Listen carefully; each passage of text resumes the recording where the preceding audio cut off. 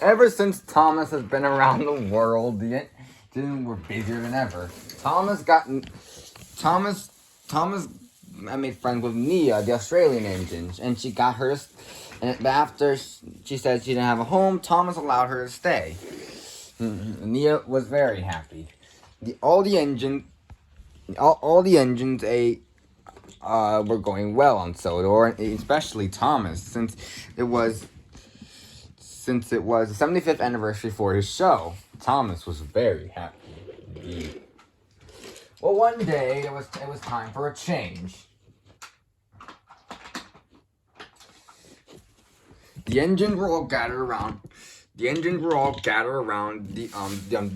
Tim's sheds, and Sir Topham Hatt was there. Good morning to you all, engines. Good morning, sir, he said. I've known the railway has been busier than usual ever since Thomas has been around the world, and I'm very proud for that.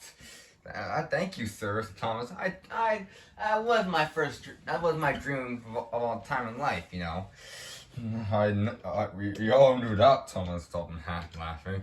It seems the railway still needs some help, so I've got a new engine to help with the work. But, sir, don't we have already enough engines like Murdoch, Dennis, Morley, and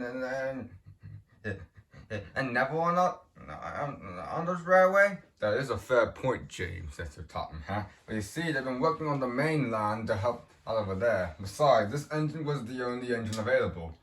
Oh, really? Who is it, sir? The engine then came out, and Thomas was very surprised. It was the same. It looked exactly like him, except it was dark pink, and he had no number but a star on the side of him. Hi, I'm Steven Universe. Hello there. Welcome to the Northwestern Railway. It's a pleasure to meet you, Steven. Nice to meet you all too. Now, Thomas, I need you to go and show Steven around. Of course, sir, said Thomas, confused. He was confused. He looked at Steven. He looked exactly like him. But Steven was younger. Come on, Steven, let's go. Okay. And the engines. And then the two left. The engines were all very surprised to see him too. And I really like this Steven fellow. I hope he likes our railway. He probably will, said Percy. This railway is one of the nicest railways in the world. Got that right, said James. Thomas showed Steven around the yard. Now, it was packed with trucks and coaches. And then Tom remembered something. Oh, bother, he said, accidentally I left Gordon's coaches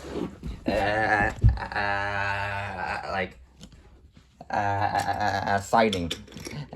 I have to come to the station. Steven, can you help me out here? Oh yeah, I'd love to. Steven was coupled up to the coaches, and Steven brought them to the platform.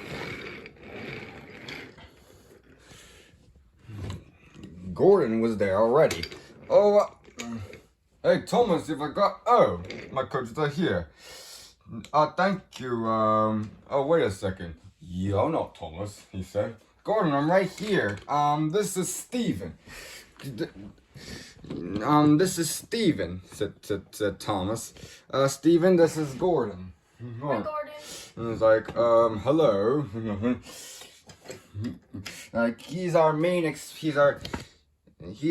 express engine, said Thomas. And I do a very good job at this, said Gordon. You can watch me fly by any time, he said proudly. Okay. Gordon blew his whistle and he was off. Express coming through, he said. And he puffed away. Thomas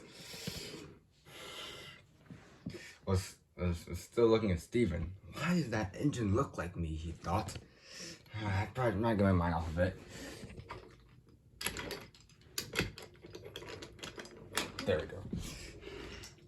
Thomas Thomas ran around on his branch line. He was still thinking about Stephen. He was, "Hey, Thomas," said Annie, "are you all right?" "Yes," said Clever. "You and Emily said think you said anything while we're running." "Oh, it's nothing. I've just that Stephen guy. He came in. So like there's been a lot of new engines who came here on Sodor." "Yes," said Thomas, "but he actually looks like me." "Really?" said Annie. Well, that doesn't what that doesn't mean. He's no different than you." "I don't know," said Thomas. "Something's up." Thomas stopped at the station where Birdie was. "Oh, good morning, Thomas." And then, "Oh, good morning, Birdie." He said, "I met this new engine today." "Oh, he said. "You have? I've heard about him too. What does he look like?" He looks like me," said Thomas. "I'm really confused." "Really? Like actually like you, not like other tank engines?" "No, I'm usually the last of my kind actually, Thomas, and it's strange. It's really weird," he said. "You'll probably get used to it. I've never seen you this suspicious before anyways." "Well, I am suspicious," said Thomas. "Well, you shouldn't really be. Just be glad you actually have someone of your class still alive." Birdie, soon the gates were open and Birdie was away. Thomas was still not sure though. "Something's up. Gotta find out," he said, and he puffed away. That night the shed, That night at the shed, Stephen went to see with the engine. Thomas was really hoping that at the engine wouldn't ask questions. He just wanted to get some sleep. But the engine were all over about questions. "So what's your life like?" said Percy. I've heard you were working hard all day," said Gordon. And I heard you've been working so well," said Henry. Well, that would be true. And to answer the question about my life, I would have to say it's a roller coaster fighting the monsters and stuff. "Monsters?" said Thomas. "Monsters?" said Percy. He's getting a little scared. "Don't be silly, Percy," said Thomas. "There's no such thing as monsters." That wouldn't be correct. Monsters are real. What? We take care of them. "What?" said Percy shakily. He was shivering in fear. "I don't like monsters. Get away from me!" said Gordon. "Percy, you are just a scaredy engine." "Yeah," said James. "You're always scared of everything." "I am not," said Percy. I just don't like monsters. I sometimes can't sleep at night. I always have to go and I take the mail train, and sometimes I can see their shadow." The engines laughed.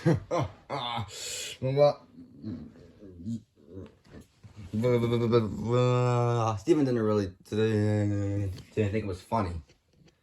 Like, hey, guys, we shouldn't make fun of them. But either way, Percy, there's nothing to worry about. I already took care of them.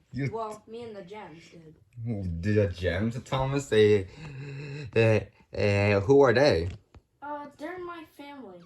Your family, said Thomas? Yeah. Well, it's not really much of a big family. It's just me, Pearl, Amethyst, Garnet, and I guess you could count in Connie. "Connie," said James. "Who's Connie?" She's one of my friends. "Oh, that's so sweet." It's Stephen, said Edward. "Well, I really hope we get to meet them soon." Like, yeah, they said that they'll see if they can stop by. Well, that's swell," said Thomas. He was still a little suspicious. "Well, I'm sure we get some sleep." No way," said Nia. "I want to know more." The engines kept asking questions. Now Thomas thought it was getting a little bit ridiculous, so he decided to just slunk into his shed and go into sleep. The next day, things were still no better. Thomas was now thinking that Stephen was a little after something. "Fighting monsters," he said. "How can he be doing here?" what could he be doing here? Give me a second. Steven was talking to some other engines. The other engines were fascinated by his tails. So you're telling me you're like a hero? Said Oliver. I can tell. You're probably one of the strongest engines I've seen. I've heard you can take like 10 trucks, maybe even 15. Well, that would be true. Like Gator was most impressed. You're probably one of the strongest little engines I've ever seen, said Gator. Wow, thank you. This finally broke Thomas. He puffed away and left Andy and Clarabelle inside to talk to Steven. Steven, can I talk to you privately 1 second? Oh yeah, that would be great. Oliver and Gator left, and Thomas finally snapped. Okay, Steven. Okay, break it up. What's going on here? Who are you and what are you? I'm a kid and I'm Steven. And he's like, you're a kid, and like how old are you? I'm 14 years old. You're 14, said Thomas. Like I'm like almost 100 years old. I'm like, well, actually, my 70th anniversary of my show, but still, this is ridiculous. I'm used to steam engines are even still around up to this day. But then like someone made you in like, I don't know, in the 2000s or something. Well, yeah, I wasn't really made a steam engine. That would have been it's kind of a long story, I should say. He's like, oh, I can tell, said Thomas. Like, you look exactly like me. What's going on? Well, I don't know why I look exactly like you, but it doesn't really matter. Looks don't matter. Oh, it kind of does, said Thomas. Thomas,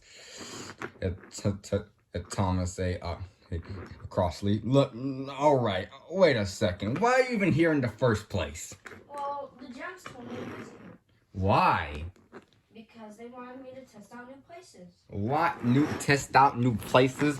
So you decided to leave your family and decided to come here so you can, like, everyone can just stay, I don't know, like, enjoy your fame or somewhere? Well, I didn't want people to enjoy my fame. It's not really much of fame. And also, I didn't just come here for that. I came here to make new friends. And he's like, I don't believe this, said Thomas. Just then Thomas had an idea. Wait a minute.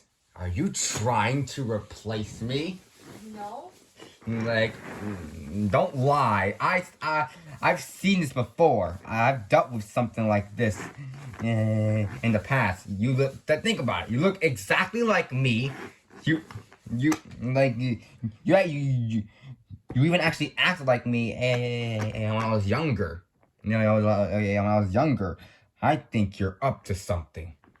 Why would a kid try to replace the one and only Thomas? Because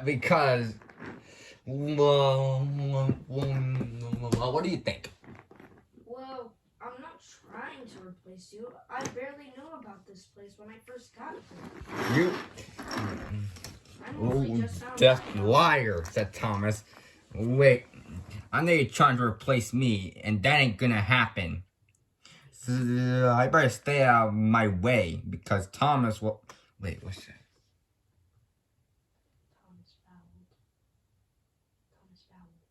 Because Thomas vowed. You better watch out, Steven. Because you think just because you're all young and all that doesn't mean you can take my job. Goodbye. And Thomas puffed away. I'm not trying to take your job. But Thomas was already gone. Thomas's words really hurt Steven's feelings. Like, Edward was busy working when we saw Steven all sad.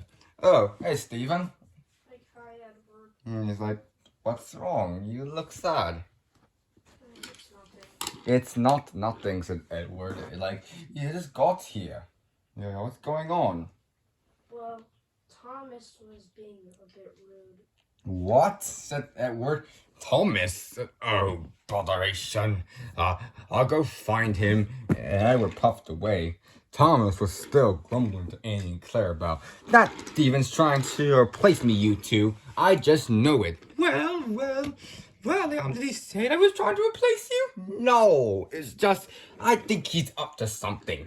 Thomas, I don't think if he said he wasn't, he was trying to take a place. You got a little bit bitches. But did he say that? No, he said he wasn't, but I don't believe him. He said he fights monsters and stuff, and I think something's up.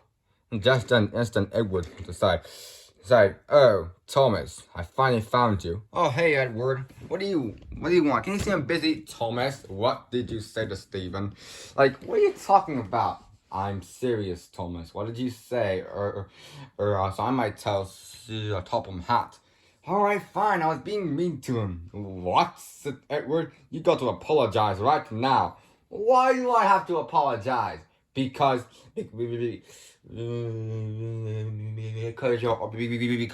that's not how Stephen should be treated. Like, he's only a kid. He's only a kid. Oh, then why should I? Oh, then if you won't tell, fine. If you won't apologize, I'll tell the Topham Hat to take away your branch line. Thomas didn't want that. Fine, I'll apologize, said Thomas. I don't even know where he is. He's probably in the yard. I'll go find him. And Thomas puffed off. He went back in the yard and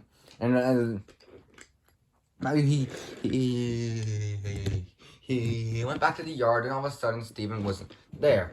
Bother, said Thomas. Where is he? I have to go find him, you two. Hold on, be right back. You're seriously gonna leave us, Thomas? He said. And he's gone again. As usual, said Clarabelle.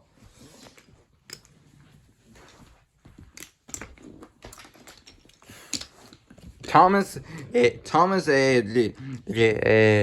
rushed along the line. Where is that Stephen? I have to waste my time finding him, and now Edward's threatening me on this. Who does he think he is? Doesn't he know who I am? Just then, Thomas didn't realize that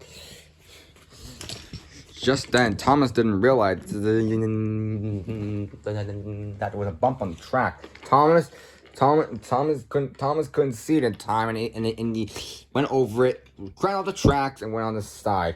Oh, bother, said Thomas. Can this day get any worse? He said. Someone will come for me. I just know it. But no one did. Thomas started to get a little worried. Help! Oh, help!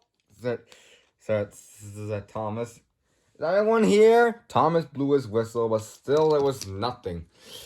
Hello, help! He said, but still there was no answer. Meanwhile, Edward was looking for Stephen too. Stephen! Oh my God! Stephen, where are you?